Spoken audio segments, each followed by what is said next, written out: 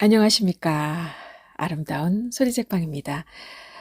오늘 소개할 작품은 한국 근현대사의 경랑 속에서 인간의 내면을 섬세하게 그려낸 작가라면 어느 작가가 떠오르세요? 바로 이태준 작가의 단편소설 해방전후입니다. 해방이라는 거대한 역사적 순간 앞에서 한 개인은 과연 어떤 선택을 할 수 있었을까요? 이 작품은 혼란과 기대가 뒤섞인 그 시대를 배경으로 지식인의 고뇌와 현실 사이의 갈등을 조용하지만 깊이 있게 보여주고 있습니다. 자, 그럼 시대 경계에 서 있던 한 사람의 이야기를 함께 만나러 떠나보시겠습니다.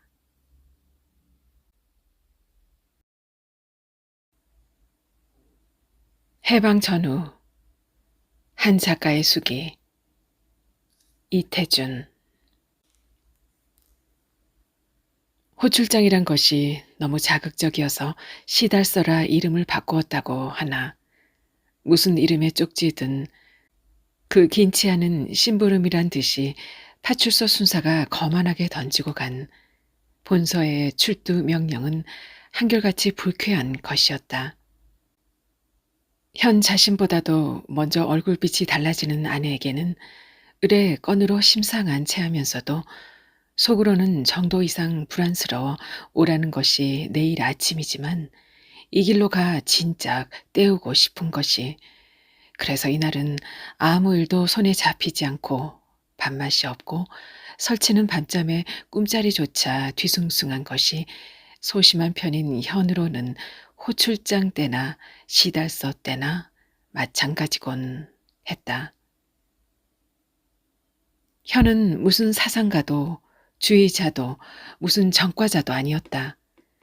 시골 청년들이 어떤 사건으로 잡히어서 가택수색을 당할 때 그에 져서 한두 가지 나온다든지, 편지 왕래한 것이 한두 장 붉어진다든지, 서울 가서 누구를 만나 보았느냐는 신문에 현의 이름이 끌려든다든지 해서 청년들에게 제법 무슨 사상 지도나 하고 있지 않나 하는 혐의로 가끔 오너라 가너라 하기 시작한 것이 인젠 저들의 수첩에 준요 시찰인 정도로는 옳은 모양인데, 구금을 할 정도라면 당장 데려갈 것이지 호출장이니 시달서니가 아닐 것은 짐작하면서도 번번이 불안스러웠고, 더욱 이번에는 은근히 마음 쓰이는 것이 없지도 않았다.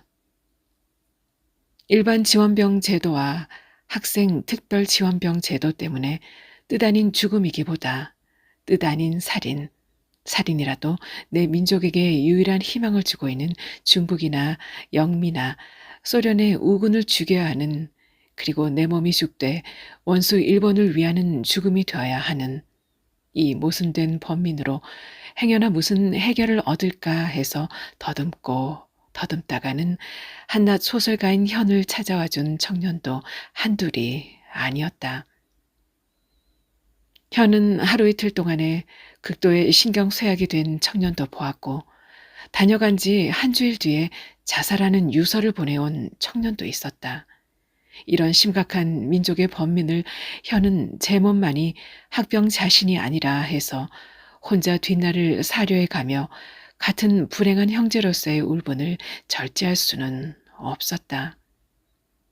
때로는 전혀 초면들이라 저 사람이 내 속을 떠보려는 밀정이나 아닌가 의심하면서도 그런 의심부터가 용서될 수 없다는 자책으로 현은 아무리 낯선 청년에게라도 일러주고 싶은 말을 한마디도 굽히거나 남긴 적이 없는 흥분이곤 했다. 그들을 보내고 고요한 서재에서 아직도 상기된 현의 얼굴은 그의 무슨 일을 저지르고 만 불안이었고, 이왕 불안일 바엔, 이왕 저지르는 바엔 이 한 걸음 한 걸음 절박해오는 민족의 최후에 있어 좀 더 보람있는 저지름을 하고 싶은 충동도 없지 않았으나 그 자신 아무런 준비도 없었고, 너무나 오랜 동안 굳어버린 성격의 껍데기는 여간 힘으로는 제 자신을 깨뜨리고 솟아날 수가 없었다. 그의 최근작인 어느 단편 끝에서 한 사조의 밑에 잠겨 사는 것도 한물 밑에 사는 넋일 것이다. 상전벽해라 일러는 오나 모든 게 따로 대세의 운행이 있을 뿐 처음부터 자갈을 날라 메꾸듯 할 수는 없을 것이다. 라고 한 구절을 되뇌면서 자기를 헐가로 규정해버리는 쓴웃음을 지을 뿐이었다. 당신은 며칠 안 남았다고 하지만 특공된지 정신된지 고 악지 센 것들이 끝까지 1인 1함으로 뻗댄다면 아무리 물자 많은 미국이라도 일본 병정 수요만 치야 군함을 만들 수 없을 거요. 일본이 망하기란 하늘의 별따기 같은 걸 기다리나 보. 현의 아내는 이날도 보송보송해 잠들지 못하는 남편더러 집을 팔고 시골로 가자 하였다. 시골 중에도 관청에서 동뜬 두매로 들어가 잔홍이라도 하면서 하루라도 마음 편하고 배불리 살다 죽자 하였다. 그런 생각은 아내가 꼬드기기 전에 현도 미리부터 궁리하던 것이나 지금 외국으로는 나갈 수 없고 어디고 일본 하늘 미친 바야 그야말로 민불 결리, 야불 구패 요순 때 농촌이 어느 구석에 남아있을 것인가. 그런 도원경이 없다 해서 언제까지나 서울서 견딜 수 있느냐 하면 그런 것도 아니고 소위 시국물이나 일문의 전향이라면 차라리 붓을 꺾어버리려는 현으로는 이미 생계에 꿀리는지 오래며 앞으로 쳐다볼 곳은 집밖에 없는데 집을 건드릴 바에는 곶감꽃으로 없애기보다 시골로 가 다만 몇 마지기라도 땅을 잡아야 한다는 것이 상책이긴 하다. 그러나 성격의 껍데기를 깨치기처럼 생활의 껍데기를 갈아본다는 것도 그리 쉬운 일이 아니었다. 좀 더 정세를 봅시다.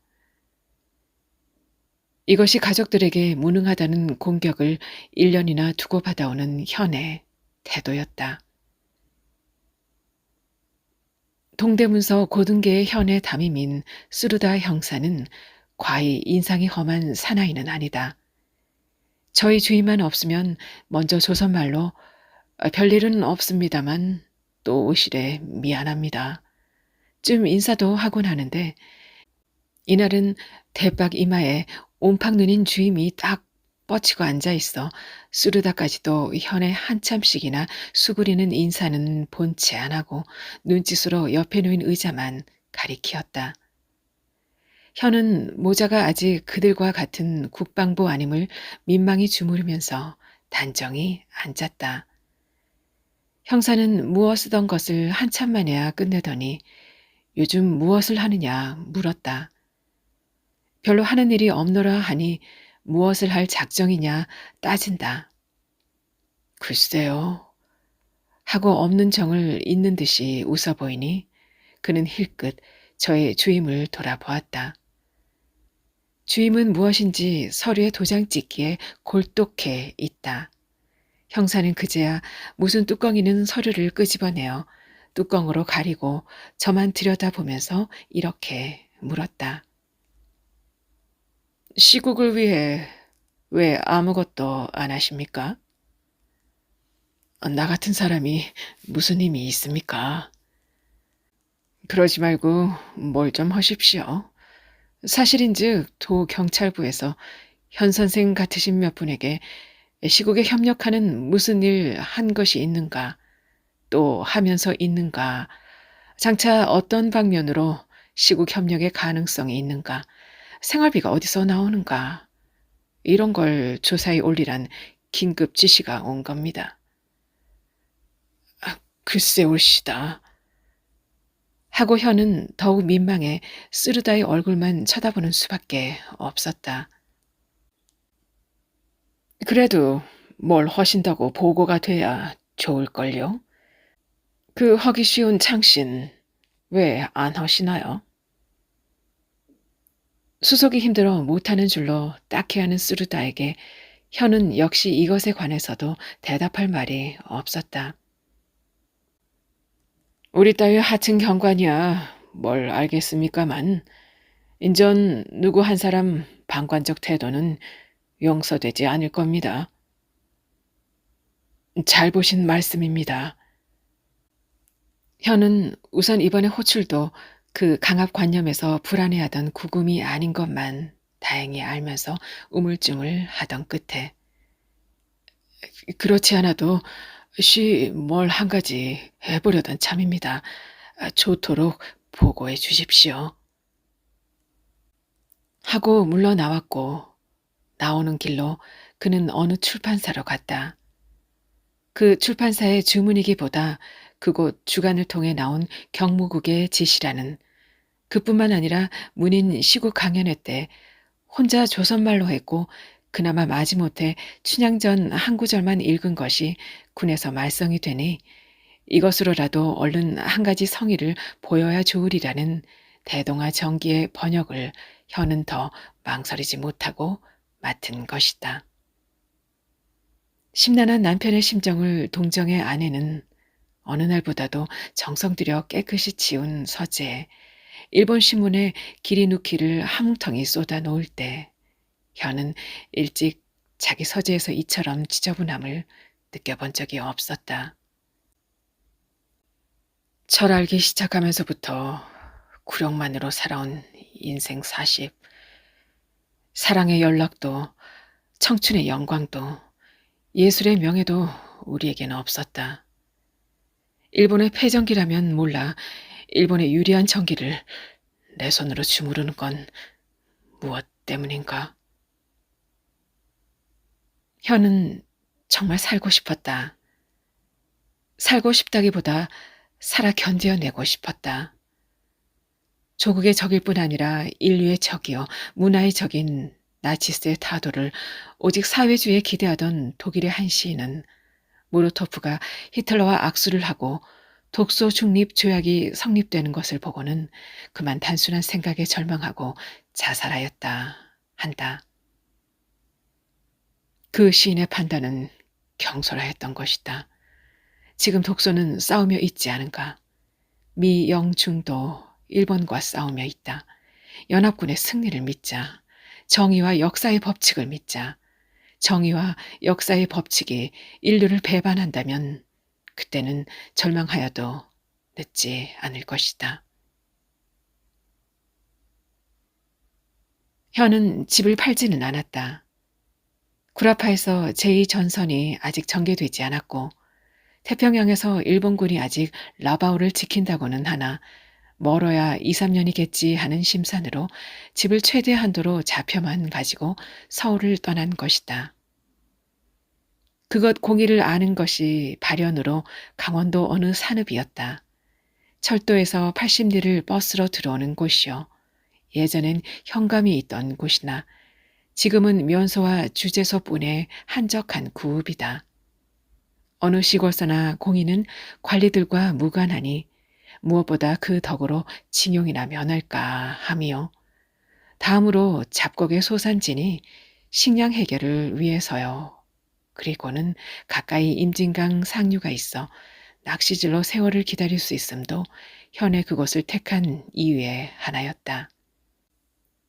그러나 와서 실정에 부딪혀 보니 이 세 가지는 하나도 탐탁한 것은 아니었다. 면사무소엔 상장이 10여 개나 걸려있는 모범 면장으로 나라에선 상을 타나 백성에겐 그마치 원망을 사는 이 시대의 모순을 이 면장이라고 예외일 리 없어 성미가 강직해 바른 말을 잘 쏘는 공의와는 사이가 일찍부터 틀린 데다가 공의는 6개월이나 장기간 강습으로 이내 서울 가버리고 말았으니 징용 면할 길이 보장되지 못했고 그 외 아는 사람이라고는 공의의 소개로 처음 지면한 향교 직원으로 있는 분인데 1년에 단 2번 춘추 재향 때나 고을 사람들의 기억에서 살아나는 김직원님으로는 친구의 양식은커녕 자기 식구 때문에도 손이 흰 현실적으로는 현이나 마찬가지에 아직도 상투가 있는 구식 노인인 선비였다. 낚시터도 처음 와볼 때는 지척 같더니 자주 다니기엔 거의 10리나 되는 고달픈 길일 뿐 아니라 하필 주재소 앞을 지나야 나가게 되었고 부장님이나 순사 나리의 눈을 피하려면 길도 없는 산등성이 하나를 넘어야 되는데 하루는 우편국 모퉁이에서 넌지시 살펴보니 가네무라라는 조선 순사가 눈에 띄었다. 혀는 낚시 도구부터 직업을 해 뒤로 감추며 한 걸음 물러서 바라보니 촌 사람들이 무슨 나무 껍질 벗겨온 것을 면서기들과 함께 점검하는 모양이다. 우통은 속옷 바람이나 다리는 각반을 치고 칼을 차고 회초리를 들고 이 사람 저 사람에게 거드름을 부리고 있었다. 날래에 끝날 것 같지 않아 혀는 이번도 다시 돌아서 뒷산등을 넘기로 하였다. 길도 없는 가닥숲을 젖히며 비 뒤에 미끄러운 비탈을 한참이나 헤매어서 비로소 펑퍼짐한 중턱에 올라설 때다. 멀지 않은 시야에 곰처럼 시커먼 것이 우뚝 마주서는 것은 순사 부장이다.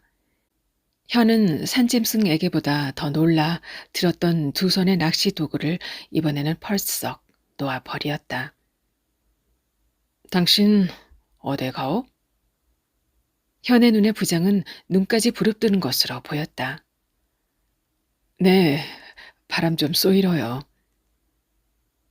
그제야 현은 대패밥 모자를 벗으며 인사를 하였으나 부장은 이미 딴 쪽을 바라보는 때였다. 부장이 바라보는 쪽에는 면장도 서 있었고 자세히 보니 남양하여 큰 전구 코트만치 장방형으로 새끼줄이 치어져 있는데 부장과 면장의 대화로 보아 신사털을 잡는 눈치였다.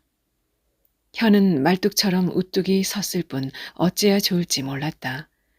놓아버린 낚시도구를 집어 올릴 용기도 없거니와 집어 올린 때짜 새끼줄을 2번이나 넘으면서 신사털을 지나갈 용기는 더욱 없었다. 게다가 부장도 면장도 무엇라고 쑥은거리며 가끔 현을 돌아다 본다. 꽃이라도 있으면 한 가지 꺾어 드는 체하겠는데 페랭이 꽃 한 송이 눈에 띄지 않는다. 얼마 만에야 부장과 면장이 일시에 딴 쪽을 향하는 틈을 타서 수갑에 채였던 것 같은 현의 손은 날쌔게 그 시국의 태만한 증거물들을 집어들고 허둥지둥 그만 집으로 내려오고 만 것이다. 아버지, 왜 낚시질 안 가고 도로 오슈? 현은 아이들에게 대답할 말이 미처 생각나지도 않았거니와 그보다 먼저 현의 뒤를 따라온 듯한 이웃집 아이 한 녀석이 너희 아버지 부장한테 들켜서 도로 온단다 하는 것이었다. 낚시질을 못 가는 날은 현은 책을 보거나 그렇지 않으면 김직원을 찾아갔고 김직원도 현이 강에 나가지 않았음직한 날은 을에 찾아왔다. 상종한다기보다 모시어 볼수록 깨끗한 노인이요. 이 고을에선 엄연히 존경을 받아야 오를 유일한 인격자여 지사였다. 현은 가끔 긴 여옥이란 이런 일을 가리킴이라 느끼었다. 김인년 3.1운동 때 감옥살이로 서울에 끌려왔었을 뿐 조선이 망한 이후 한 번도 자유로는 총독부가 생긴 서울엔 오기를 피한 이다. 창씨를 안 하고 견디는 것은 물론 감옥에서 나오는 날부터 다시 상투여 가시였다. 현관은 워낙 수십 년 연장인데다 현이 한문이 붙여 그분이 지은 시를 알지 못하고 그분이 신문학에 무관심하여 현대문학을 논담하지 못하는 것엔 서로 유감일 뿐 불행한 족속으로서 억천 암흑 속에 인류의 광명을 향해 남몰래 더듬는 그 간곡한 심정의 촉수만은 말하지 않아도 서로 굳게 잡히고도 남아 한두 번 만남으로 서로 간담을 비추는 사이가 되었다. 하루 저녁은 주름 잡히었으나 정체도는 두 눈에 눈물이 마르지 않은 채 찾아왔다. 현은 아끼는 촛불을 켜고 맞았다. 내 오늘 다 큰 조카 자식을 행길에서 매질을 했어. 김직원은 그저 손이 부들부들 떨려 있었다. 조카 하나가 면서기로 다니는데 그의 매부, 즉 이분의 조카 사위 되는 청년이 일본으로 징용당해 가던 도중에 도망해 왔다. 몸을 피해 처가에 온 것을 이곳 면장이 알고 그 처남더러 잡아오라 했다. 이 기밀을 안 매부 청년은 산으로 뛰어 올라갔다. 처남 청년은 경방단의 응원을 얻어 산을 에워싸고 토끼 잡듯 붙들어다 주제서로 넘겼다는 것이다. 강박한 처남이로군. 현도 탄식하였다. 잡아오지 못하면 내가 대신 가야 한다고 다짐을 받았답디다만 대신 가기로서 제 집으로 피해온 명색이 매부 녀석을 경방단들을 끌고 올라가 돌풀매질을 하면서꺼정 붙들어다 함정에 넣어야 옳소. 지금 젊은 놈들은 쓸개가 없은낸다.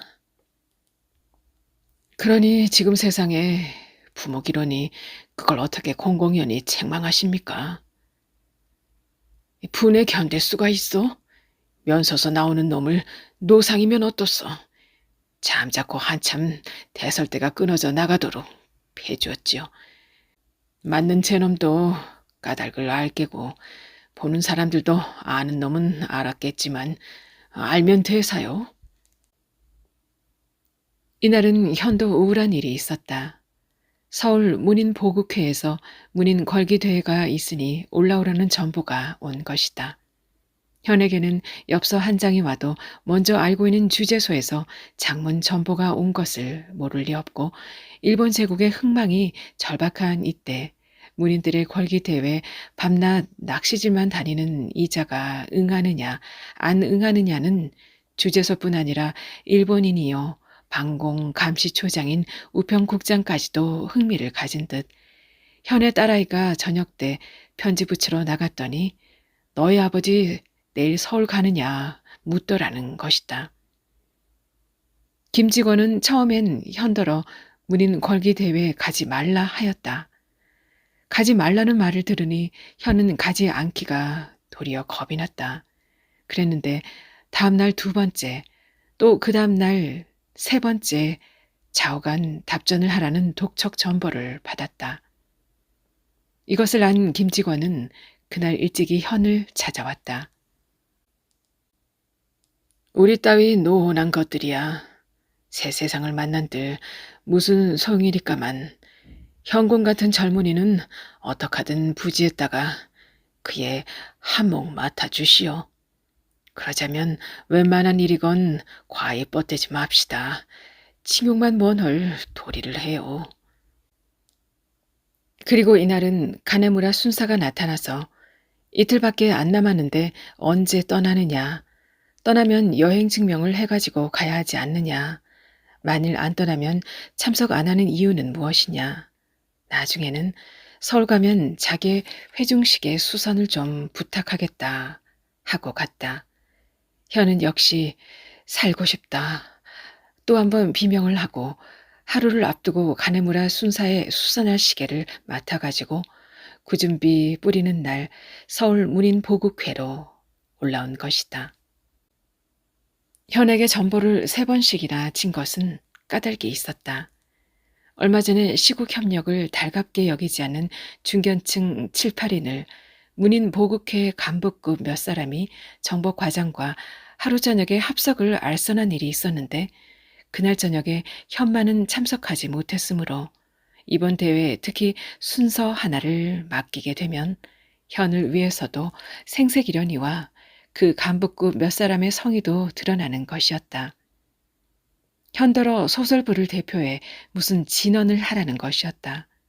현은 얼마 앙탈해 보았으나 나타난 이상 끝까지 뻗대지 못하고 이튿날 대회 회장으로 따라 나왔다.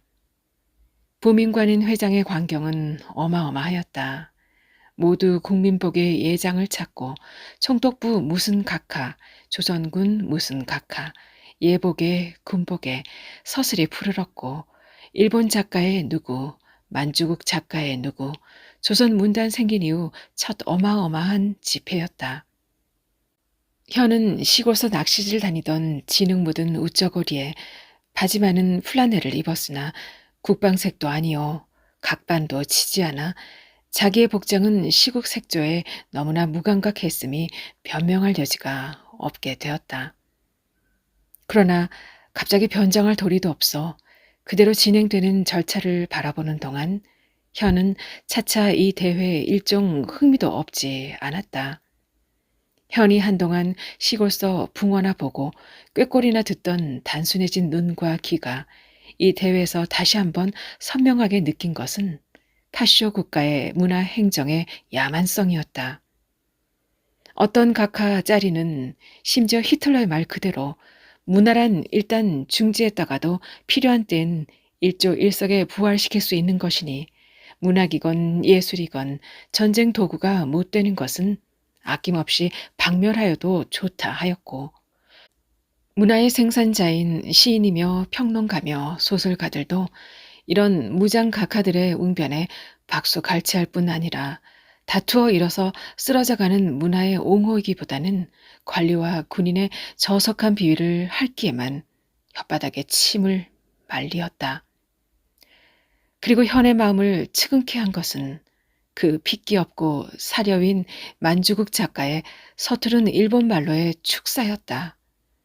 그 읽지 않은 외국어에 부자연하게 움직이는 얼굴은 작고 슬프게만 보였다. 조선 문인들의 일본말은 되게 유창하였다. 서투른 것을 보다 유창한 것을 보니 유쾌해야 할 터인데 도리어 얄미운 것은 무슨 까닭일까. 차라리 제 소리 이외에는 옮길 줄 모르는 개나 도야지가 얼마나 명예스러우랴 싶었다.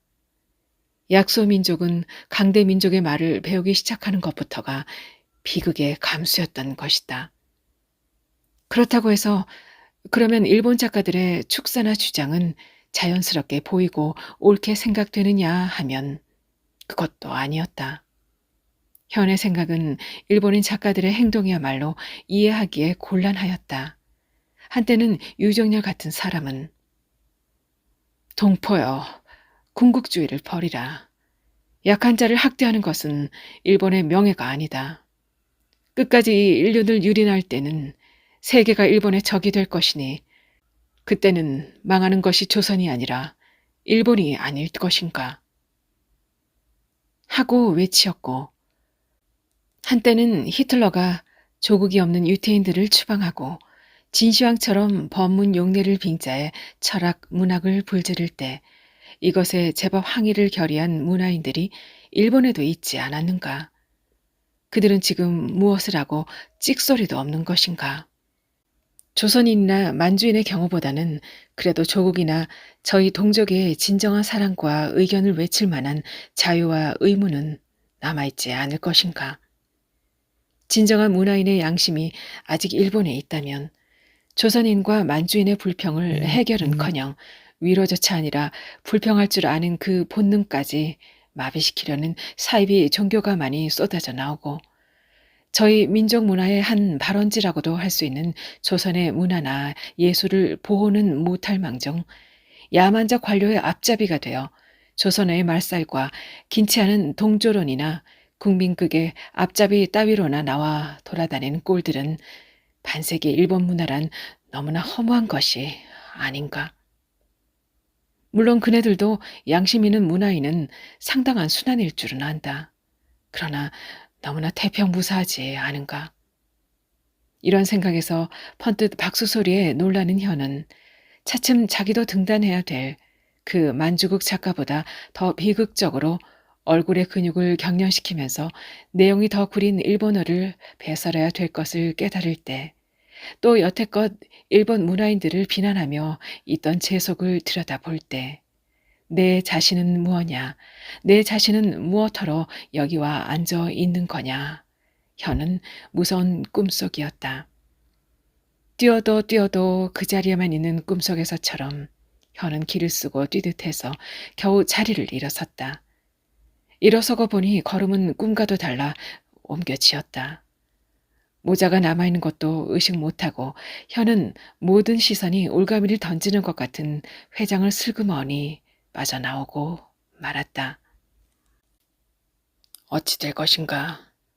의장 가야마 선생은 곧 내가 나설 순서를 지적할 것이다.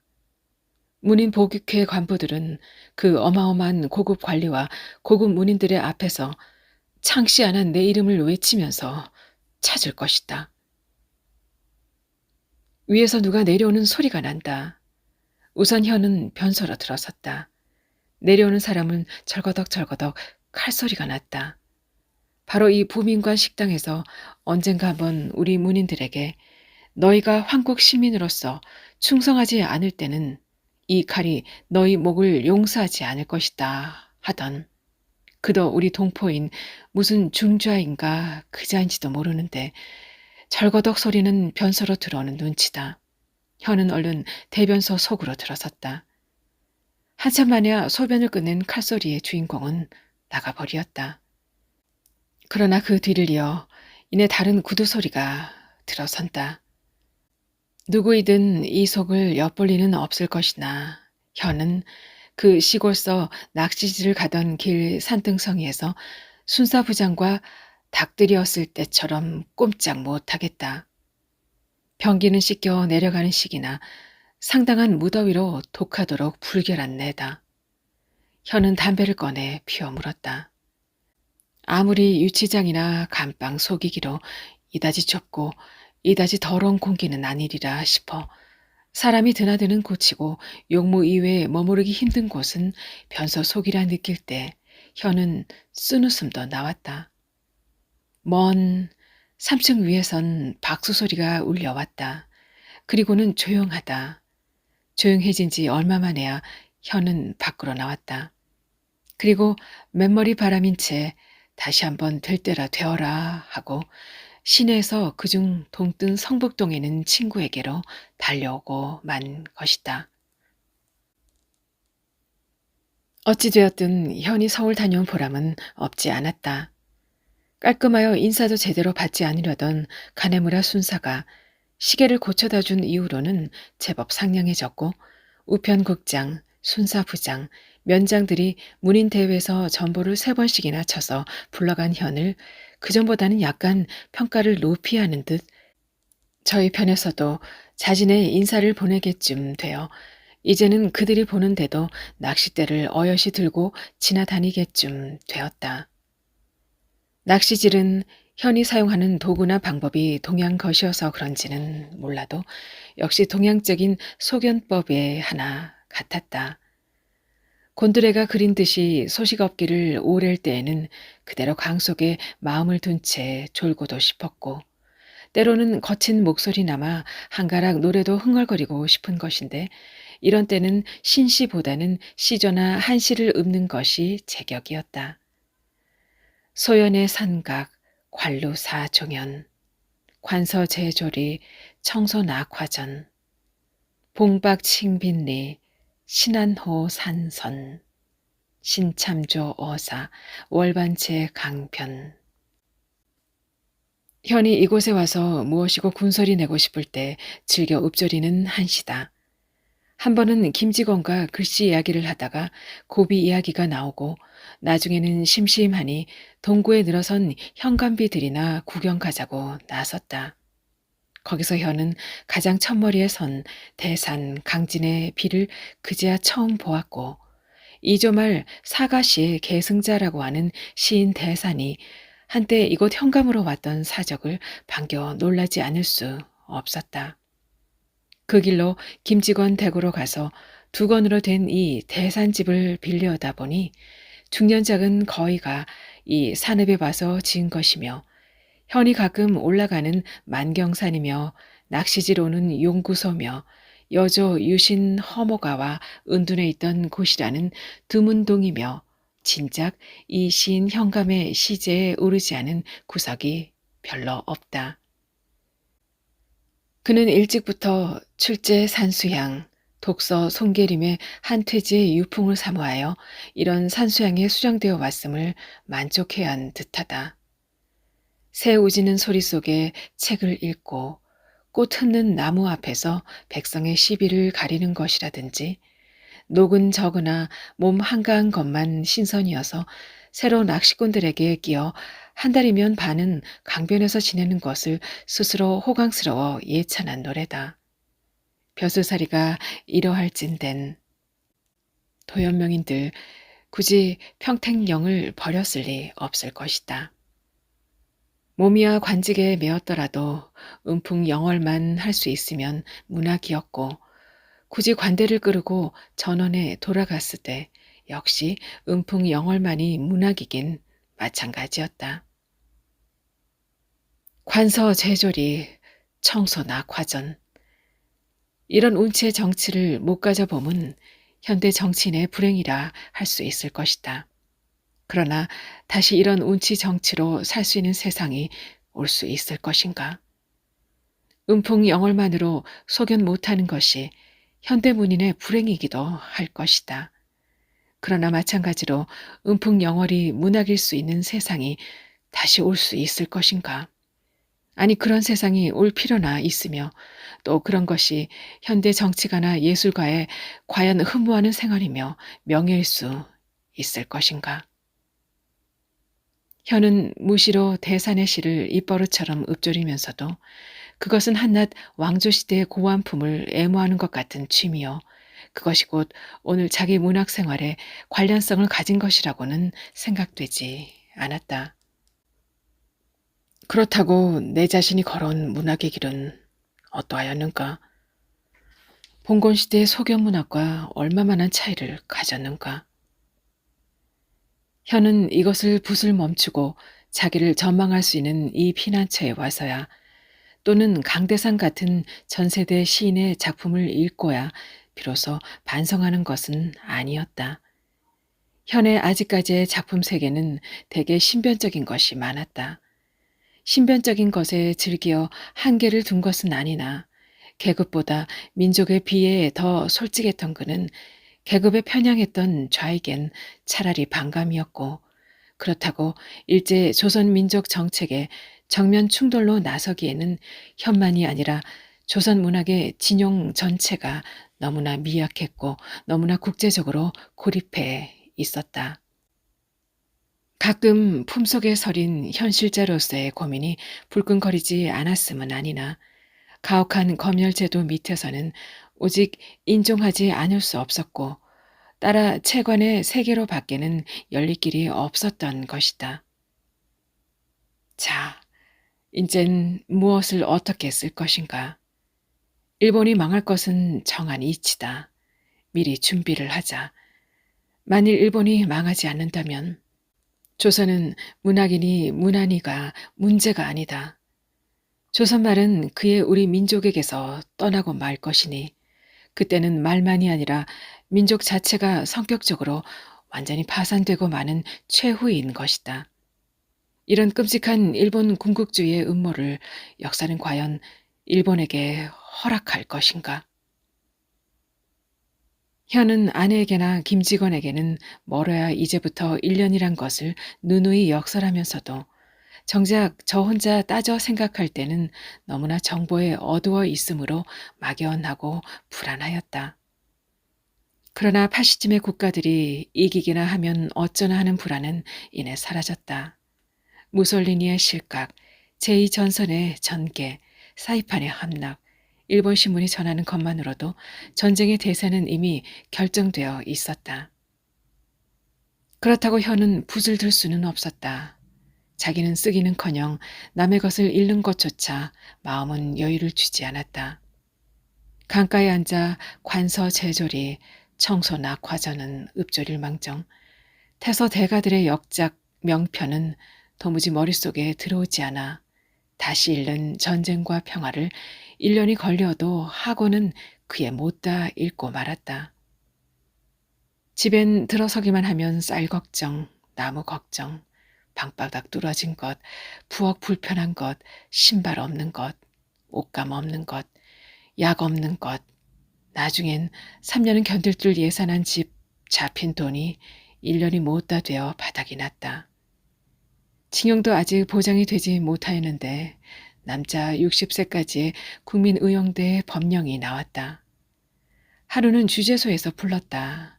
여기는 시달서도 없이 소사가 와서 이르는 것이나 불안하고 불쾌하긴 마찬가지다. 다만 그 불안을 서울서처럼 궁금한 채 내일까지 기다리는 것이 아니라 그 길로 달려가 즉시 결과를 알 수 있는 것만 다행이었다. 주재소에는 들어설 수 없게 문간에까지 촌사람들로 가득하였다. 현은 자기를 부른 일과 무슨 관계가 있나 해서 가만히 눈치부터 살피었다.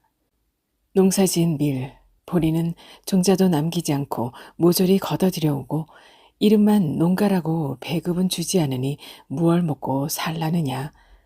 밤낮 증산이니 무슨 공출이니 하지만 먹어야 농사도 짓고 먹어야 머루 덤불도 관솔도 참나무 껍질도 해다 바치지 않느냐. 면에다 양식 배급을 주도록 말해달라고 진정하러들 온 것이었다. 실실 웃기만 하고 앉았던 부장이 현을 보더니 갑자기 얼굴에 위험을 갖추며 밖으로 나왔다. 오늘은 낚시질 안 갔어? 안 갔습니다. 당신을 경방단에도 방공 감시에도 뽑지 않은 것은 나라를 위해서 글을 쓰라고 그냥 둔 것인데 자꾸 낚시질만 다니니까 소문이 나쁘게 나는 것이오. 내가 어제 본소에 들어갔더니 거긴 어떤 한가한 사람이 있어 버스에서 보면 늘 낚시질을 하니 그게 누구냐고 단단히 말을 합디다. 인전 우리 일본 제국이 완전히 이길 때까지 낚시질은 그만둡시다.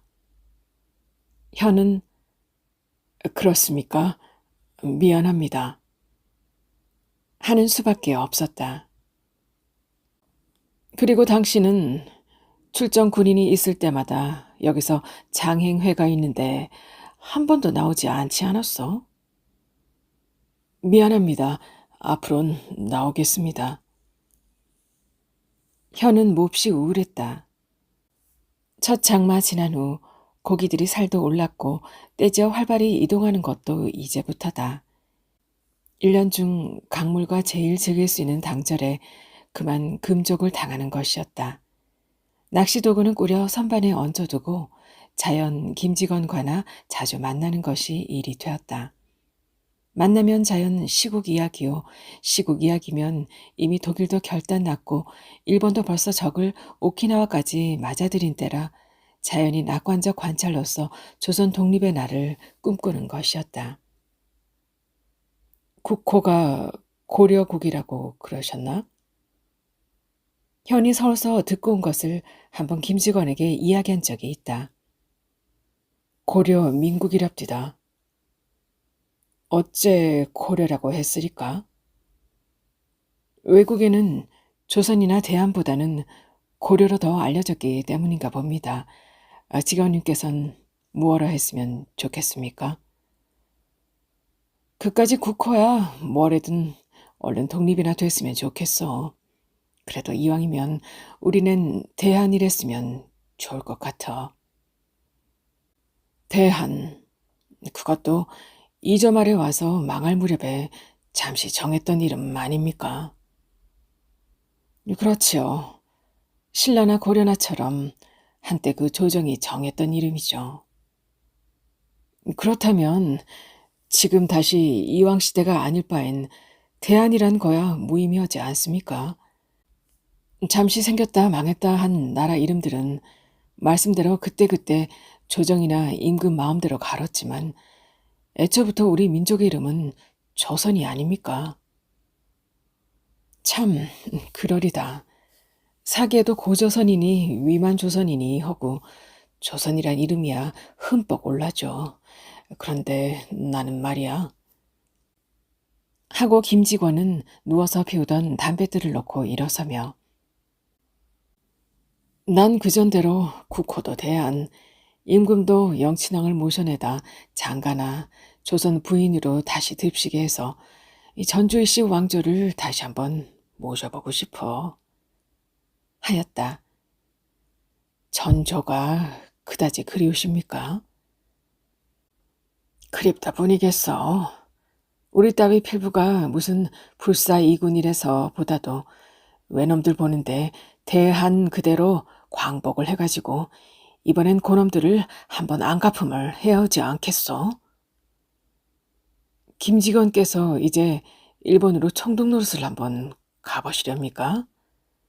하고 둘이는 유쾌히 웃었다. 고려 민국이건 무어건 그래 군대도 있고 연합군 가래 승인도 받았으리까. 진가는 몰라도 일본의 선전포고 꺼정하고 군대가 김일성 부하, 김원봉 부하, 이청천 부하 모다 30만은 넘는다는 말이 있습니다. 30만, 제법 대군이구려.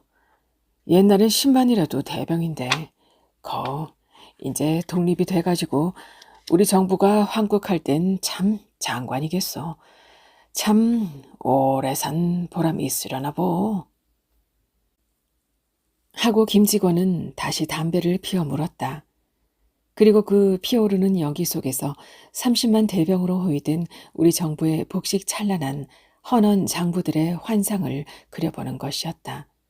나중에는 감격에 가슴이 벅찬 듯 후 한숨을 쉬는 김직원의 눈은 눈물까지 글썽해 있었다. 그 후 얼마 안 있어서다. 하루는 김직원이 주재소에 풀려갔다. 별일은 아니라 읍에서 군수가 경비 전화를 통해 김직원을 군청으로 들어오라는 기별이었다. 김직원은 이튿날 버스로 70리나 들어가는 군청으로 갔다. 군수는 반가이 맞아 자기 관사에서 저녁을 차리고 김직원에게 이런 말을 하였다. 왜 지난달 춘천서 열린 도유생 대회엔 참석하지 않았습니까? 그것 때문에 부르셨소? 아니올시다. 더 드릴 말씀이 있습니다. 다 허시지요. 이왕 지나간 대회 이야기보다도 인전 시국이 정말 국민에게 한 사람에게도 방관할 여유를 안 준다는 건 나뿐 아니라 김직원께서도 잘 아실 겁니다. 노인께 이런 말씀 드리는 건 미안합니다만 너무 고루하신 것 같은데 성인도 시속을 따르랬다고 대세가 그렇지 않습니다. 그래서요. 이번에 전국 유도 대회를 앞두고 군에서 미리 국어와 환국 정신에 대한 강습이 있습니다. 그러니 강습에 오시는데 미안합니다만 머리를 인정 깎으시고 대회 가실 때도 필요할 게니 국민복도 한 벌 장만하십시오. 그 말씀뿐이요? 그렇습니다. 나 유생인 건 사또께서 잘 아시리다. 신체 발부는 수지 부모란 성현의 말씀을 지키지 않고 유생은 무슨 유생이며 유도대회는 무슨 유도대회겠소. 나 향교 직원 명예로 하는 것 아니요. 재양 절차 하나 제대로 살필 위인이 없으니까 그곳 사는 후학으로서 성현께 대한 도리로 맡아온 것이요. 이제 머리를 깎거라. 낙치가 다 된 것더러 일본말을 배워라. 복색을 갈아라. 나 직원 내놓으란 말씀이니까 잘 알아들었소이다. 하고 나와버린 것인데 사흘이 못되어 다시 주재소에서 불렀다. 또 읍에서 나온 전화 때문인데 이번에는 경찰서에서 들어오라는 것이다. 김직원은 그 길로 현을 찾아왔다. 현공, 저놈들이 필시 나한테 강압수단을 쓰려나 보. 글쎄오시다. 아무튼 며칠 안 남는 바락이니 충돌을 마시고 잘 모면만 하십시오. 불러도 안 들어가면 어떠리까? 그건 안 됩니다. 지금 핑계가 없어서 구속을 못하는데 관명거역이라고 유치나 시켜놓고 머리를 깎으면 그건 김인년 때처럼 꼼짝 못하고 당하십니다. 옳소. 현공 말이 옳소. 하고 김직원은 그 이튿날 또 읍으로 갔는데 사흘이 되어도 나오지 않았고 나흘째 되던 날이 바로 8월 15일인 것이었다. 그러나 현은 라디오는커녕 신문도 2, 3일이나 늦는 이곳에서라 이 역사적 8월 15일을 아무것도 모르는 채 지나버렸고 그 이튿날 아침에야 서울 친구의 다만 급히 상경하라는 전보로 비로소 제 육감이 없지는 않았으나 그러나 여행 증명도 얻을 겸 눈치를 보러 주재소에 갔을 때 순사도 부장도 아무런 이상이 없었을 뿐 아니라 가네무라 순사에게 넌지시 김직원이 어찌 되어 나오지 못하느냐 물었더니 그런 고집불통 영감은 한참 그런 데서 땀 좀 내야죠. 한다. 그럼 구금이 되셨단 말이요? 뭐 잘은 모릅니다. 괜히 소문내지 마슈. 하고 말을 끊는데 모두가 변한 것이 조금도 없다. 급히 상경하라. 무슨 때문인가? 현은 궁금한 채 버스를 기다리는데 이날은 버스가 정각 전에 일찍 나왔다. 이 차에도 김직원이 나타나는 것을 보지 못하고 현은 떠나고 말았다. 버스 속엔 아는 사람도 하나 없다. 대부분이 국민복들인데 한 사람도 그럴듯한 기색은 보이지 않는다. 한 40리 나와 저쪽에서 들어오는 버스와 마주치게 되었다. 이쪽 운전사가 팔을 내밀어 저쪽 차를 같이 세운다. 어떻게 된 거야? 뭐에 어떻게 돼? 차라는 신문이 왔겠지. 어제 방송 들으지 뭐. 잡음 때문에 자세들 못 들었어. 그런데 무조건 정전이라지. 두 운전사의 문답이 이에 이를 때 누구보다도 현은 좁은 틈에서 벌떡 일어섰다. 그게 무슨 소리들이요? 전쟁이 끝났답니다. 뭐요? 전쟁이? 인전 끝이 났어요. 끝? 어떻게요? 글쎄, 그걸 잘 몰라 묻습니다. 하는데 저쪽 운전대에서 결국 일본이 지고 만 거죠. 저런 가면 신문을 보십니다. 하고 차를 달려버린다. 이쪽 차도 갑자기 구르는 바람에 현은 펄썩 주저앉았다. 옳구나. 올 것이 왔구나. 그 지리하던 것이. 현은 코오리가 찌르르해 눈을 숨벅거리며 좌우를 둘러보았다. 확실히 일본 사람은 아닌 얼굴들인데 하나같이 무심들하다. 여러분은 이제 운전사들의 대화를 못 들었습니까? 서로 두리번거릴 뿐 한 사람도 응하지 않는다. 일본에 지고 말았다면 우리 조선이 어떻게 될 걸 짐작들 하시겠지요? 그제야 그것도 조선 옷 입은 영감 한 분이 어떻게든 되는 거야 어디 가겠어? 어떤 세상이라고 똑똑히 모르는 걸 입을 놀리겠어? 한다. 아까는 다소 흥미를 가지고 짓거리던 운전사까지 그렇지요. 정말인지 물어보기만도 무시무시한걸요. 하고 그 피곤한 주름살, 그 움푹 들어간 눈으로 버스를 운전하는 표정뿐이다. 현은 고개를 푹 수그렸다. 조선이 독립된다는 감격보다도 이 불행한 동포들의 얼빠진 꼴이 우선 울고 싶게 슬펐다. 이게 나 혼자 꿈이나 아닌가? 현은 철원에 와서야 꿈 아닌 경성일보를 보았고 찾을 만한 사람들을 만나 굳은 악수와 소리나는 울음을 울었다. 하늘은 맑아 밭꽃 같은 구름송이, 땅에는 무럭무럭 자라는 곡식들, 우거진 녹음들, 어느 것이고 우러러 절하고 소리 지르고 날뛰고 싶었다. 현은 17일 날 새벽 뚜껑 없는 모래차에 모래 실리듯 한 사람 틈에 끼어 대통령의 누구, 육군 대신의 누구, 그러다가 한 정거장을 지날 때마다 목이 터지게 독립만세를 부르며 이날 아침 10시에 열린다는 건국대회에 미치지 못할까 보아 초조하면서 태극기가 휘날리는 열광의 정거장들을 지나 서울로 올라왔다. 청량리 정거장을 나서니 웬일일까?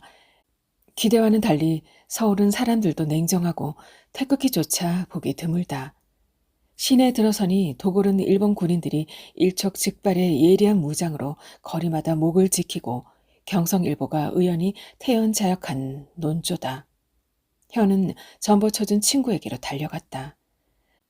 손을 잡기가 바쁘게 건국대회가 어디서 열리느냐 하니 모른다 한다. 정부 요인들이 비행기로 들어왔다는데 어디들 계시냐 하니 그것도 모른다 한다. 현은 대체 일본 항복이 사실이긴 하냐 하니 그것만은 사실이라 한다. 현은 전신의 피곤을 느끼며 걸상에 주저앉아 그제야 여러 시간 만에 처음 정신을 가다듬었다. 그리고 이 친구로부터 8월 15일 이후 이틀 동안의 서울 정황을 대강 들었다.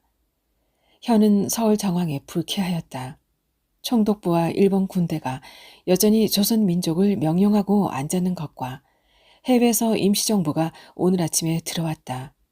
혹은 오늘 저녁에 들어온다 하는 이때 그새를 못 참아 건국의 독단적인 계획들을 발전시키며 있는 것과 문화면에 있어서도 현 자신은 그저 꿈인가 생시인가도 구별되지 않는 이 현혹한 찰나에 또 문화인들의 대부분이 아직 지방으로부터 모이기도 전에 무슨 이권이나처럼 재빨리 간판부터 내걸고 서두르는 것들이 도시 불순하고 경망해 보였던 것이다. 현이 더욱 걱정되는 것은 벌써부터 기치를 올리고 부서를 짜고 덤비는 축들이 전날 좌익 작가들의 대부분임을 알게 될 때 문단 그 사회보다도 나라 전체의 좌익이 발효할 수 있는 때요. 좌익이 제멋대로 발효하는 날은 민족 상징 자멸의 파탄을 일으키지 않을까 하는 위험성이었다. 현은 저 자신의 이런 걱정이 진정일진된 이러고만 앉았을 때가 아니라 생각되어 그 조선문화건설 중앙협의회란 데를 찾아갔다. 전날 구인의 시대, 문장 시대에 자별하게 지내던 친구도 몇 있었으나 아닌 게 아니라 전날 좌익이었던 작가와 평론가가 중심이었다. 마침 기초된 선언문을 수정하면서들 있었다. 현은 마음속으로 든든히 그들을 경계하면서 그들이 초안한 선언문을 읽어보았다. 2번, 3번 읽어보았다. 그리고 그들의 표정과 행동에 혹시라도 위선적인 데나 없나 엿보기를 게을리하지 않으며 저기 속으로 이상하게 생각하지 않을 수 없었다. 이들에게 이만침 조선 사정의 진실한 정신적 준비가 있었던가? 현은 그들의 태도와 주장에 알고 보니 한 군데도 이 일을 품을 데가 없었다. 장래 성립할 우리 정부의 문화, 예술 정책이 서고 그 기관이 탄생되어 이 모든 임무를 수행할 때까지 우선 현계단의 문화 영역의 통일적 연락과 각 부문의 질서화를 위하여였고 조선 문화의 해방, 조선 문화의 건설, 문화 전선의 통일 이것이 전진 구호였던 것이다.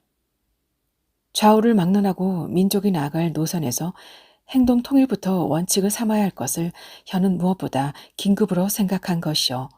좌익 작가들이 이것을 교란할까 보아 걱정한 것이며 미리부터 일종의 증오를 품었던 것인데 사실인즉 알아볼수록 그것은 현 자신의 기우였었다.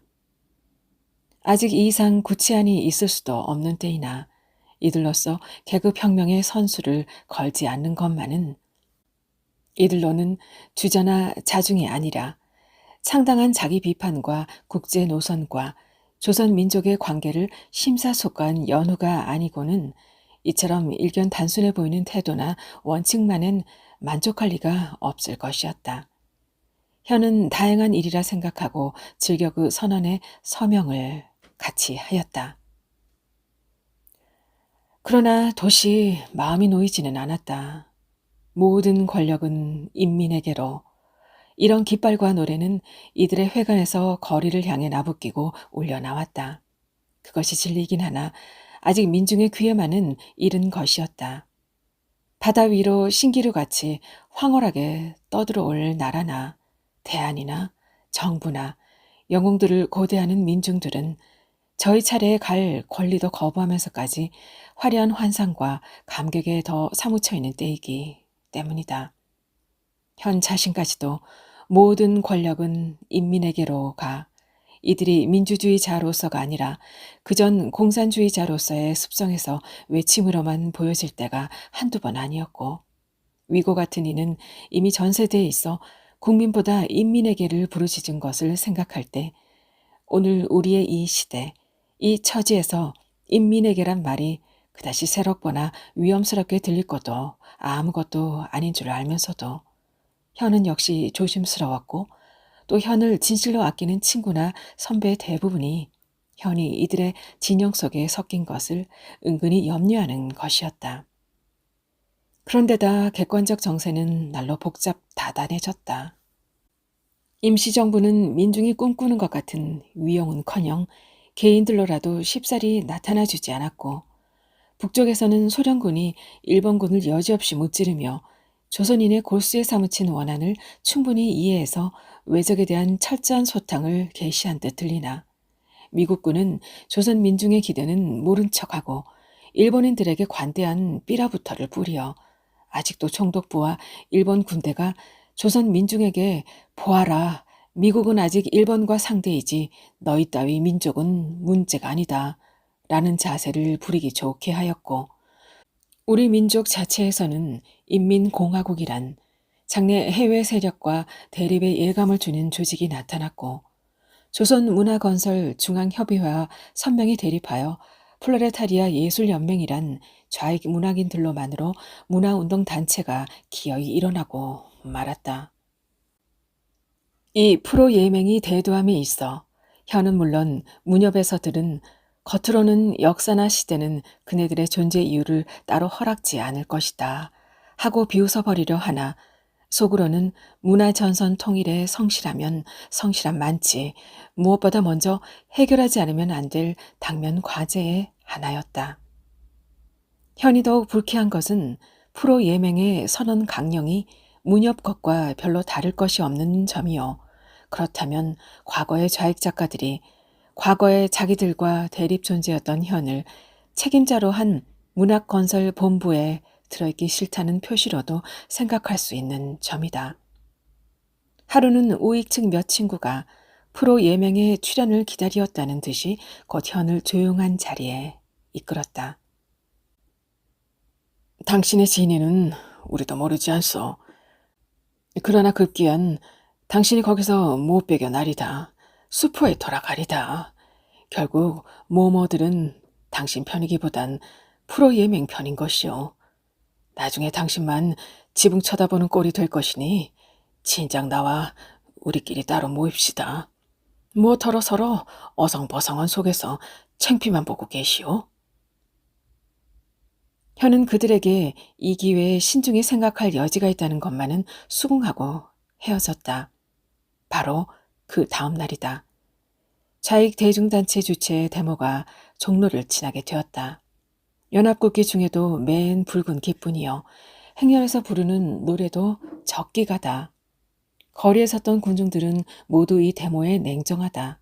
그런데 문협회관에서만은 열광적 박수와 환호로 이 데모에 응할 뿐 아니라 이제 연합군 입성 환영 때 쓸 연합국기들을 다량으로 준비해 두었는데 문협의 상당한 책임자의 하나가 묶어놓은 연합국기 중에서 소련 것만을 끄르더니 하나로 안고 가 4층 위로부터 행렬 위에 뿌리는 것이다. 거리가 온통 시뻘개진다. 현은 대뜸 뛰어가 그것을 막았다. 다시 집으로 가는 것을 또 막았다. 침착합시다. 침착할 이유가 어디 있어? 양편이 다 같이 예리한 시선의 충돌이었다. 뿐만 아니라 옆에 섰던 젊은 작가들은 하나같이 현에게 모멸의 시선을 던지며 적기를 못 부리는 대신 발까지 구르며 박수와 환호로 좌익 데모를 응원하였다. 데모가 지나간 후 현의 주위에는 한 사람이 가까이 오지 않았다. 현은 회관을 나설 때 몹시 외로웠다. 이들과 헤어지더라도 이들 수여만 못지않은 문학단체건 문화단체건 만들 수 있다는 자신도 솟았다. 그러나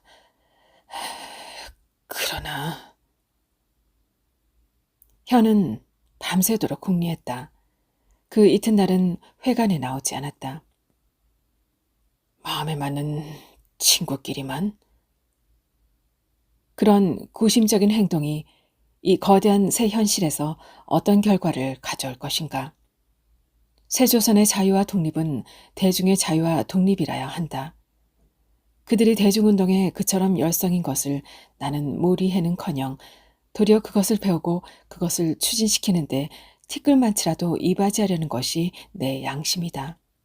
다만 적기만 뿌리는 것이 이 순간 조선의 대중운동이 아니며 적기 편에 선 것만이 대중의 전부가 아니란 그것을 나는 지적하려는 것이다. 이런 내 심정을 몰라준다면, 이걸 단순히 반동으로밖에 해석할 줄 몰라준다면 어떻게 그들과 함께 일할 수 있는 것인가? 다음 날도 현은 회관으로 나가고 싶지 않아 방에서 혼자 어정거리고 있을 때다. 그날 창밖의 대모를 향해 적기를 뿌리던 그 친구가 찾아왔다. 현영, 그저껜 불쾌했지요? 불쾌했어. 현영, 내 솔직한 고백이요. 적색 대모란 우리가 얼마나 두고 목매간에 그리던 환상이니까 그걸 현실로 볼 때 나는 이성을 잃고 광분했던 거요. 부끄럽소. 내 10번 경솔이었어. 그날 현영이 아니었다면 우리 경솔은 훨씬 범위가 커졌을 거요. 우리에겐 10사람이 우리와 똑같은 사람보다 한 사람의 현영이 절대로 필요한 거요. 그는 확실히 말끝을 떨었다. 둘이는 묵묵히 담배 한 대씩을 피우고 묵묵히 일어나 다시 회관으로 나왔다. 그 적색 데모가 있은 후로 민중은 학생이거나 시민이거나 지식층이거나 확실히 좌우 양파로 갈리는 것 같았다. 저녁이면 현을 또 조용한 자리에 이끄는 친구들이 있었다. 현은 문협에서 탈퇴하기를 결단하라는 간곡한 충고를 재산받았으나 문협의 성격이 결코 그대들이 생각하는 것처럼 어느 한쪽에 편향된 것이 아니란 것을 극구 변명하였는데, 그 이튿날 회관으로 나오니 어제 이 친구들로부터 전화가 걸려왔다. 자네가 말한 건 자네 거짓말이거나 그렇지 않으면 우리가 본 대로 자네는 저들에게 이용당하고 있는 걸세. 그 증거는 그 회관에 오늘 아침 새로 내걸은 대서 특수한 드림을 보면 알 걸세. 하고 이쪽 말은 듣지도 않고 불쾌한 전화를 끊어버린 것이었다. 현은 옆에 사람들에게 묻지도 않았다. 쭈르르 밑에 층으로 내려가 행길에서 4층인 회관의 전면을 쳐다보았다. 놀라지 않을 수 없었다. 아까 현은 미쳐보지 못하고 들어왔는데 옥상에서부터 이 2층까지 들이온 광목 전폭에다가 조선인민공화국 절대 지지란, 아직까지 어떤 표어나 구호보다 그야말로 대서특수한 것이었다. 안전지대에 그득한 사람들, 화신 앞에 들끓는 군중들, 모두 목을 젖히고 쳐다보는 것이다. 모두가 의아하고 불안한 표정들이다. 현은 회관 4층을 10분이나 걸려 올라왔다. 현은 다시 한번 배신을 당하는 심각한 우울이었다. 회관에는 문협의 의장도 서기장도 아직 나타나지 않았다. 문학건설본부의 서기장만이 뒤를 따라 들어섰기에 현은 그의 손을 이끌고 옥상으로 올라왔다. 이건 누가 내걸었어? 뭔데? 부슬비가 내리는 때라 그도 쳐다보지 않고 들어왔고 또 그런 것을 내걸 계획에도 참여하지 못한 눈치였다. 당신도 정말 몰랐어? 정말 몰랐는데 이게 대체 누구 짓일까? 나도 몰라, 당신도 몰라. 한 회관에 있는 우리가 몰랐을 땐 나오지 않은 의원들이 더 많이 몰랐을 것이요. 이건 독재요. 그리고 문화전선의 통일 운운은 거짓말이요. 나는 그 사람들 말 더 믿고 싶지 않소. 인전 물러가니 그리 아시오. 하고 돌아서는 현을 서기장은 당황해 앞을 막았다. 진상을 알고 봅시다. 알아보나 마나요. 그건 속단이요. 속단해버려도 좋을 사람들이요. 이들이 대중운동을 이처럼 경솔히 하는 줄은 정말 뜻밖이요. 그래도 가만히 있어. 우리가 오늘 갈리는 건 우리 문화인의 자살이요. 왜 자살행동을 하시오? 하고 현은 자연 언성이 높아졌다. 정말이요. 나도 몰랐어. 그렇지만 이런 걸 밝히고 잘못 쏠리는 걸 바로잡는 것도 우리가 헐 일 아니고 누가 헐 일이란 말이요. 하고 서기장은 눈물이 핑 도는 것이다. 그리고 그 들임들이운 대로 달려가 광폭 한 통이 비까지 맞아 무겁게 늘어진 것을 한 걸음 끌어올리고 반 걸음 끌어내려 가면서 닷줄을 감듯 전력을 들여 끌어올리고 있는 것이었다. 현도 이내 눈물을 머금었다. 그렇다.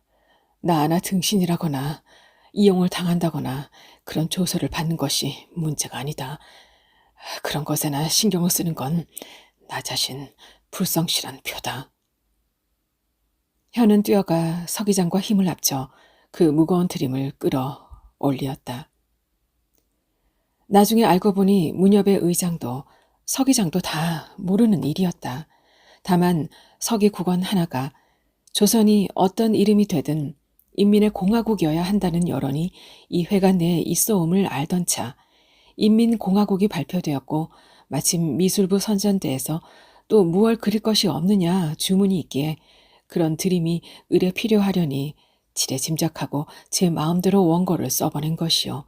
선전대에서는 문구는 간단하나 내용이 중요한 것이라 광목 전폭에다 내려 썼고 쓴 것이 말이면 의뢰 선전대에서 가지고 와 달아까지 주는 것이 그들의 책임이라 식전 일찍이 와서 달아놓고 간 것이었다.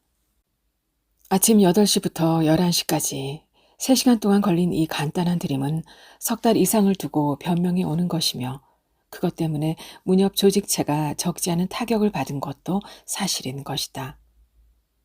그러나 이것을 계기로 전원은 아직도 여지가 있는 자기 비판과 정세 판단과 프로 예맹과의 합동운동을 더 진실한 태도로 착수하기 시작한 것이다. 이미 미국 군대가 들어와 일본 군대의 총뿌리는 우리에게서 물러섰으나 삐라가 주던 예감과 마찬가지로 미국은 그들의 군정을 포고하였다.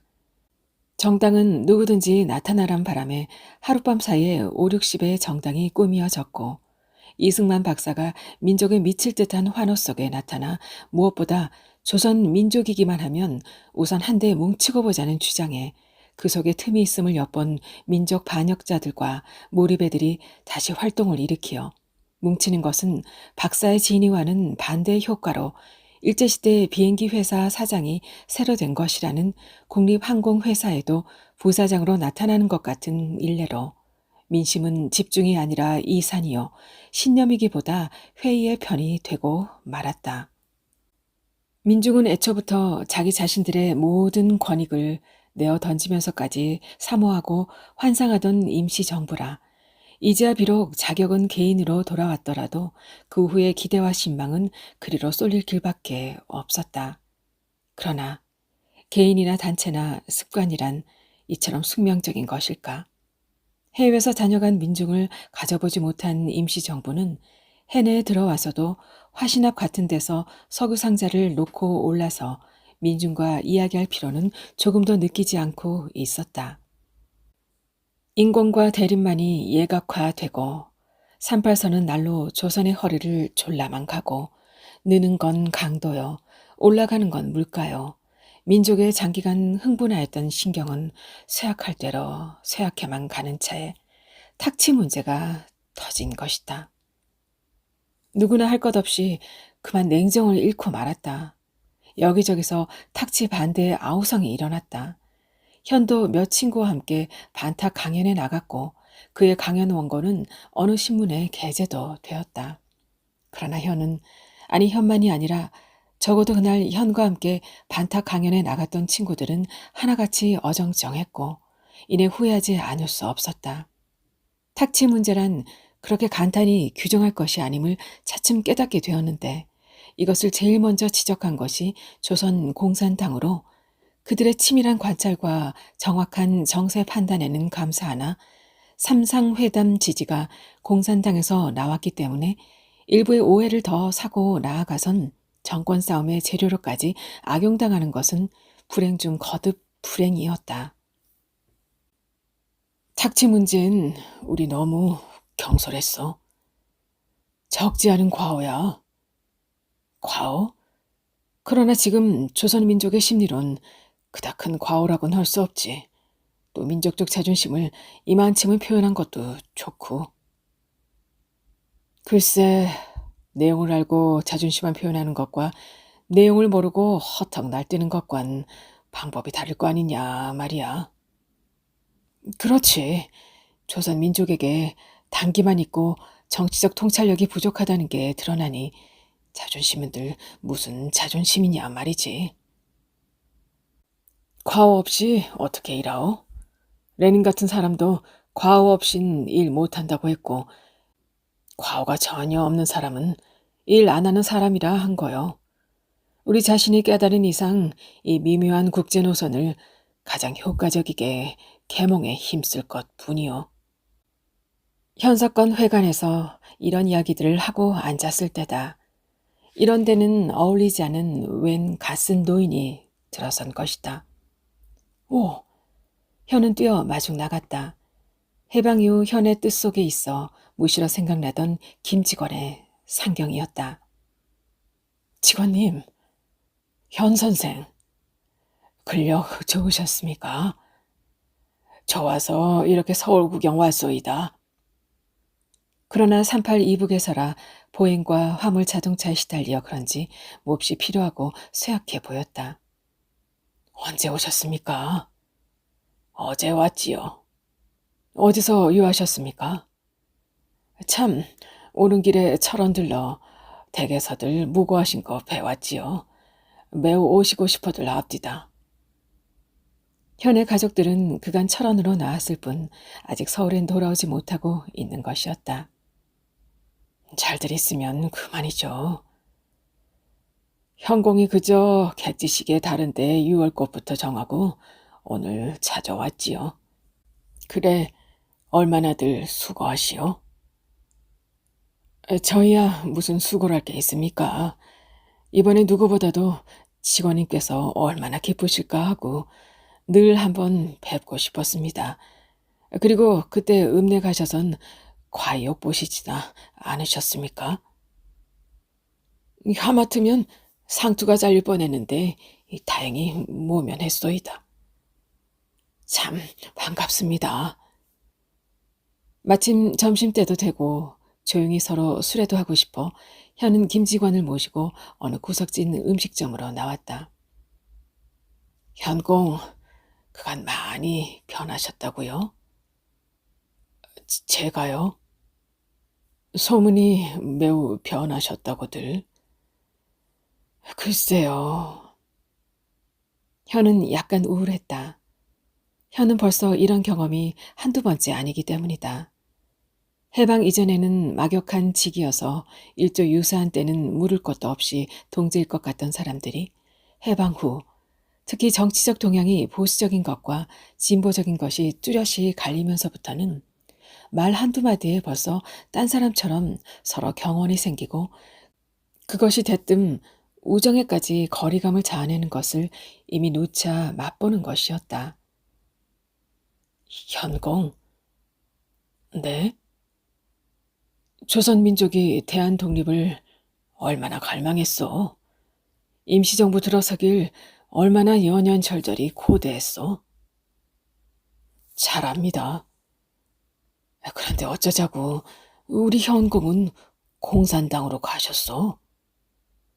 제가 공산당으로 갔다고들 그럽니까? 자자합디다. 현공이 아무래도 이용당하는 거라고. 직원님께서도 잘 그렇게 생각하십니까? 현공이 이 자진에 변했을는진 몰라. 그래도 남한테 넘어갈 양반 아닌 건 난 알지요. 감사합니다. 또 변했던 것도 그렇습니다. 지금 내가 변했느니 안 변했느니 하리만치 해방 전에 내가 제법 무슨 뚜렷한 태도를 가졌던 것도 아니고요. 원인은 해방 전엔 내 친구가 대부분이 소극적인 처세가 들인 때문입니다. 나는 해방 후에도 의연히 처세만 하고 일하지 않는 데는 반대입니다. 해방 후라고 사람의 도리야 어디 가겠소. 군자는 불처형 의간입니다. 전 그렇지 않습니다. 지금 이 시대에선 이하에서라고 삐뚤어진 갓을 바로잡지 못하는 것은 현명이기보단 어리석음입니다. 처세주의는 저 하나만 생각하는 태도입니다. 혐의는커녕 위험이라고 무릅쓰고 일해야 될 민족의 가장 긴박한 시기라고 생각됩니다. 아무튼 사람이란 명분을 지켜야 합니다. 우리가 무슨 공로에 있어? 해외에서 일생을 우리 민족 위에 혈투해오는 그분들께 그냥 순종에 들릴 게 조금도 없습니다. 직원인 의향 잘 알겠습니다. 그리고 저도 그분들께 감사하고 감격하는 건 누구한테 지지 않습니다. 그러나 지금 조선 형편은 대외, 대내가 다 그렇게 단순치가 않답니다. 명분을 말씀하시니 말이지 광해조 때 일을 생각해 보십시오. 임진난에 명의 구원을 받았지만 명이 청태조에게 시달리게 될 때 이번엔 명이 조선의 구원권을 요구하지 않았습니까? 그게 바로 우리 조선서 대의 명분론이 일어난 시초였구려. 임진난 직후라 조선은 명을 도와 참전할 실력은 전혀 없는데 신하들의 대의 명분상 조선이 명과 함께 망해버리는 한이라도 그냥 있을 수는 없다는 것이 명분파요. 나라는 망하고 임군 노릇을 그만두더라도 여지껏 외적에게 시달린 백성을 숨도 돌릴 수 없이 되짚어 도탄에 빠뜨릴 수는 없다는 것이 택민파요. 택민론의 주창으로 몸소 폐위까지 한 것이 광해군 아닙니까? 나라들과 임군들 노릇에 불쌍한 백성들만 시달려서는 안 된다고 이 자기가 왕위를 패리같이 버리면서까지 택민론을 주장한 광해군이 나는 이 백성들은 어찌 됐든지 지배자들의 명분만 찾던 그 신하들보다 몇 배 훌륭했고 정말 옳은 지도자였다고 생각합니다. 그리고 또 의리와 명분이라 하더라도 꼭 해외에서 온 이들에게만 편향하는 이유는 어디 있습니까? 거야 멀리 해외에서 단연간 조국 광복을 위해 싸웠고 27, 8년이나 지켜온 고절이 있지 않소? 저는 그분들의 풍상을 굳이 허락에 알려는 것도 결코 아닙니다. 지역은 해외든 해내든 진심으로 우리를 위해 꾸준히 싸운이면 모두가 다 같이 우리 민족의 공경을 받아 오를 것이고 풍상이라 혈투라 하나 제 생각엔 실상 악형의 피가 흐르고 뒤에 손발이 얼어 빠지고 한 것은 오히려 해내에서 유치장으로 깜방으로 끌려다니며 싸워온 분들이 몇 배 더했으리라고 생각합니다. 육체적 고초뿐이 아니었습니다. 이 정신적으로 매수하는 가지가지 유인과 협박도 한두 번이 아니어서 해내에서 10번을 찍히어도 넘어가지 않고 싸워낸 투사라면 나는 그런 어른이 제일 용타고 생각합니다. 형공은 그저 공산파만 두둔하시는군. 해내는 어디 공산파만 있었습니까? 그리고 이번에 공산당이 무상계급 혁명으로가 아니라 민족의 자본주의적 민주혁명으로 이내 노선을 밝혀놓은 것은 무엇보다 현명했고 그렇기 때문에 좌우익의 극단적 대립이 원칙상 용어되지 않아서 동포의 분열과 상쟁을 최소한으로 제지할 수 있었던 것은 조선 민족을 위해 무엇보다 다행한 일이라고 저는 생각합니다. 난 그게 무슨 말씀인지 잘못 알아듣겠소만 그저 공산당 잘못 힘낸다. 어서 약주나 드십시다. 우리야 늙은 게 뭘 아오만. 김직원은 술이 약한 편이었다. 이내 얼굴에 취기가 돌며 어째 우리 같은 늙은 거기로 꿈이 없었겠어. 이 공산파만 가만히 있어주면 곧 독립이 될 거고 임시정부 요인들이 다 고생하신 보람 있게 제자리에 턱턱 앉아 좀 잘 다스려 주겠소. 이 공연히 서로 싸우는 바람에 신탁통치 문제가 생긴 것이오. 안 그렇고 무어요? 하고 저기 노기를 띈다. 김직원은 밖에서는 소련이, 안에서는 공산당이 조선 독립을 방해하는 것이라 하였다. 이렇게 역사적 또는 국제적인 견해가 없이 단순하게 독립전쟁을 해 얻은 해방으로 착각하는 사람에겐 여간 기술로는 계몽이 불가능하고 현 자신에겐 그런 기술이 없음을 깨닫자 그저 웃는 낯으로 음식을 권했을 뿐이다.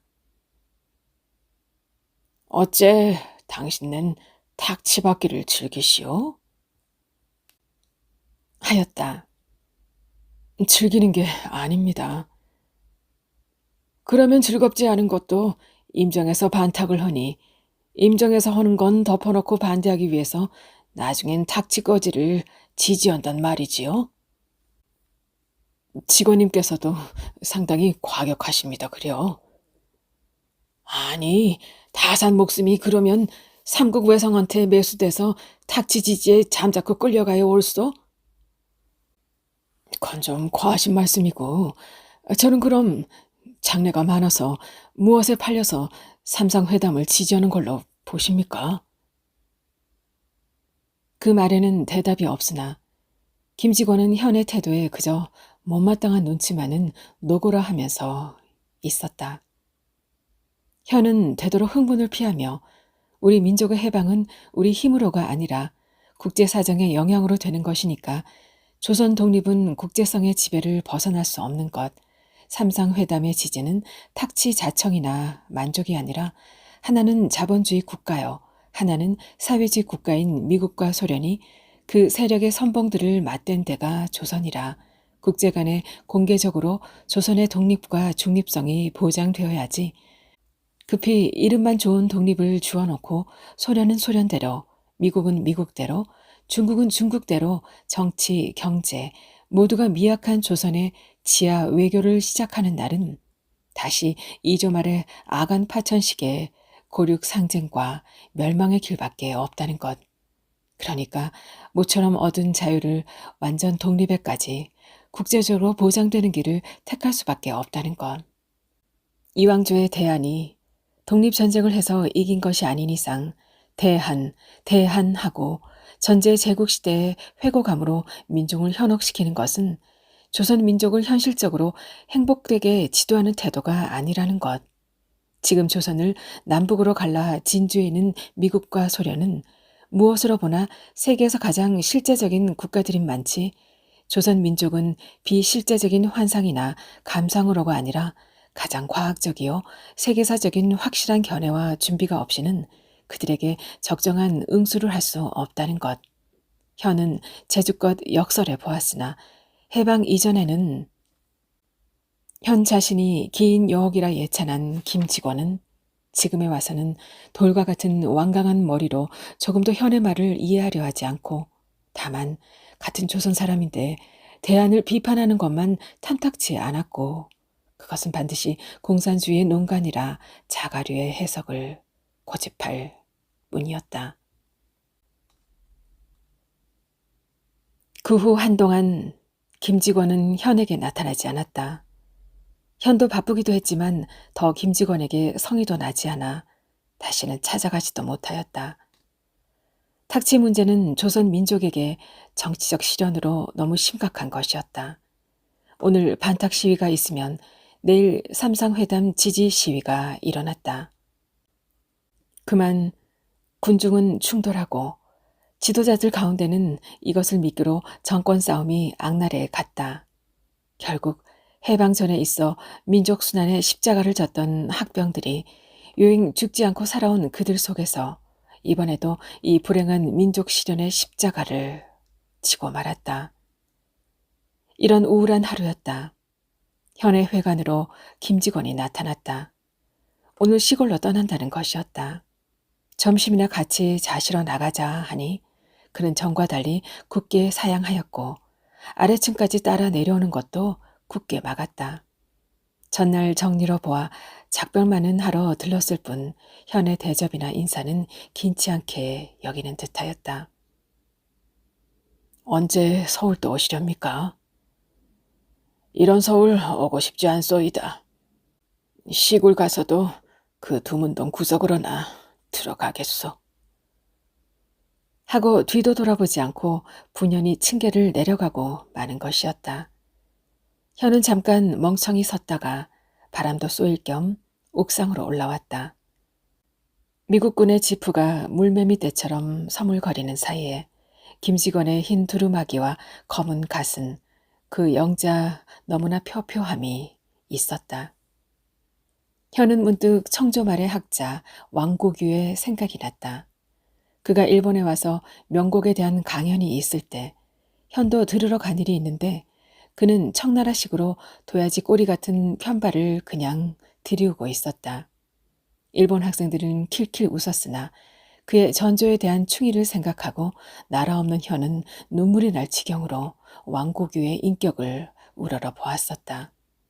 그 뒤에 들으니 왕고규는 상해로 갔다가 북경으로 갔다가 아무리 헤매어도 자기가 그리는 청조의 그림자는 스럼한 갈 뿐이므로 녹수 청산 부증계 우세 창태 석수간을 읊조리고는 편발 그대로 곤명호에 빠져 죽었다는 것이었다.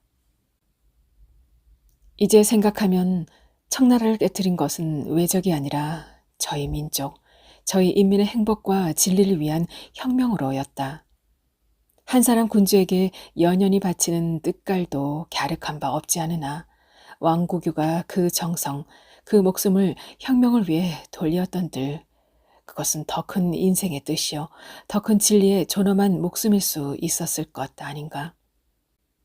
일제시대에 그처럼 구박과 멸시를 받으면서도 끝내 부지해온 상투 그대로 대한을 찾아 38선을 모험해 한양성에 올라왔다가 오늘 이 세계사의 대사조 속에 한 조각 티끌처럼 아득히 가라앉아가는 김직원의 표표한 뒷모습을 바라볼 때 현은 왕고규의 애틋한 최후를 연상하지 않을 수 없었다. 바람이 아직 차나 어딘지 부드러운 벌써 봄바람이다. 현은 담배를 한 대 피우고 회관으로 내려왔다. 친구들은 프로 예민과의 합동도 끝나고 이번엔 전국 문학자 대회 준비로 바쁘고들 있었다. 문학 1946년 8월. 네, 이태준 작가의 해방 전후 함께 들어보셨습니다. 그 시대를 살아낸 한 인간의 흔들림을 통해서 우리에게 많은 질문을 던지는 것 같은데요. 역사의 큰 흐름 속에서 우리는 어떤 선택을 하며 살아가고 있을까요? 또 그 선택은 과연 우리의 신념에서 비롯된 것인지도 또 생각해 보게 되고요. 지금 우리가 서 있는 이 순간 역시 언젠가는 또 하나의 해방 전후가 될지도 모르겠다는 생각도 해봅니다. 오늘 이야기는 여기까지입니다. 다음에 또 다른 소설로 찾아뵐게요. 지금까지 아름다운 소리책방이었습니다.